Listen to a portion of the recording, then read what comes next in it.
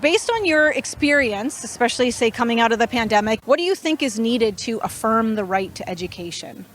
I think it's very important that at this point that we get the support in the building that we need. I'm a child and youth worker, and the mental health piece has grown exponentially in kindergarten to grade 6 where I work, and it's unbelievable where my caseload was pretty good before. I had a fairly easy day in the sense that I could service all my students. Now I'm lucky if I get to service a quarter of the kids in a day. My caseload consists of 40 students in a kindergarten to 6, and on a regular consistent basis I see 11, and those are kids that are clearing classrooms, hurting themselves, wanting to hurt themselves, wanting to not go home.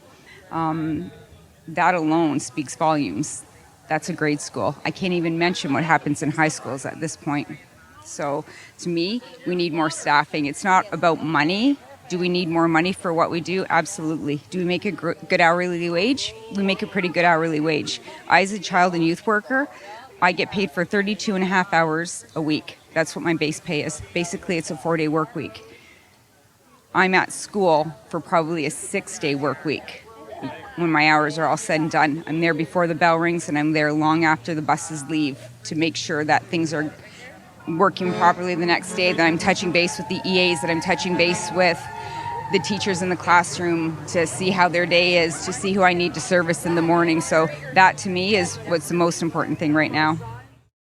I'm a secretary in special education, so I'm a little removed from the classroom. But I will say this. What I hear I've been hearing a lot lately, the last, yesterday, we need to keep kids in school. We need to keep kids in school. We need to keep every student in school. So when you talk about, it's almost like you're ignoring the fact that there's not enough staff, support staff in the buildings. So then not every student is supported in the classroom. So you want to keep students in class, that's great. But it needs to be every student in class, including those who are our most vulnerable, who need the support of EAs and DSWs and CYWs and, custodians who go into special education classrooms and play music, and secretaries who support those kids. You need to make sure that there's enough of those people in there so that every student is supported, and not just the ones that maybe fit into a certain box, if you will. So it's not just about the building. No, it's not just about the building. Right, exactly. It needs to be all students, and we're all passionate about what we do, or we wouldn't be out here. It wouldn't matter. But we love our jobs, and our beef is not with our employers, our direct employers. We just wanted the right to bargain. So come to the table. I'm sure you can negotiate a fair contract that would be agreeable to all of us and for every student, not just some students who don't need those supports, right? So it feels like you're missing all of those students that are that don't require the support of someone in their classroom. Where do they fit into that if there's not enough of those people in the schools? We need more.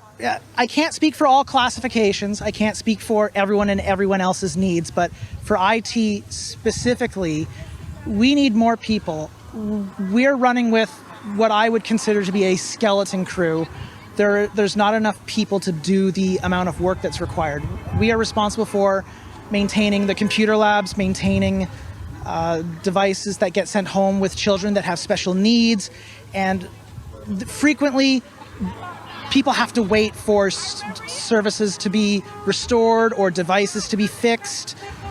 We do not have the time to do preventative maintenance, and in information technology, preventative maintenance is very important, and we don't have the time to be able to do that.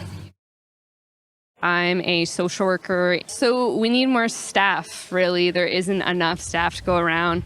I find it comical that Ford is doing something right now that is going to, if it doesn't resolve, have even more people leave the school board, when we already, I can tell you, have some positions that haven't been filled since September. So that means those services are not happening for those kids right now, and with no raise in sight, you're not going to attract any new workers to the board. I am a secretary at a school. I think most people on this line today are parents. And I think that they understand, the hardship and the difference that's happening in our schools. And I think it's important that it's not just meant for kids to be in a building. The important thing is for them to feel supported in the transition back to quote unquote normalcy. And I think that all of these people out here, the educational support workers, it's their job to make sure that they're greeted and taken care of for safe arrivals. I think it's important that the schools are clean for them to learn. And more than that, with the educational assistants and ECEs, it's their job to make anyone who is living with any kind of different ability or has any sort of struggles that can improve, they need those people in the classroom. So it's not just about being in the building itself in those four walls, it's about being supported in the appropriate capacity for them to have gainful education. And what would you want to say to other educators and other workers across Canada? Stay strong. We got this. We need to make sure that we stand our ground and that we don't let anybody push us around, because at the end of the day, we are parents first. Then we're educators, but we're here for the kids. We know what goes on in a school. People that are not in those four walls have no idea what happens on a daily basis. And I think parents would be shocked and upset and disappointed if they knew what was truly happening inside those four walls, because parents think that their kids are getting all the support or being told that they're getting support. Their students or their children are getting support. They're not getting it. They're not getting what they deserve by any means. You have EAs that have 3 kids that need one-to-one support. That's not happening at all, unfortunately. I think everybody needs to pay attention, because I feel like if they're doing it to us, who are, typically the lowest paid in you're next.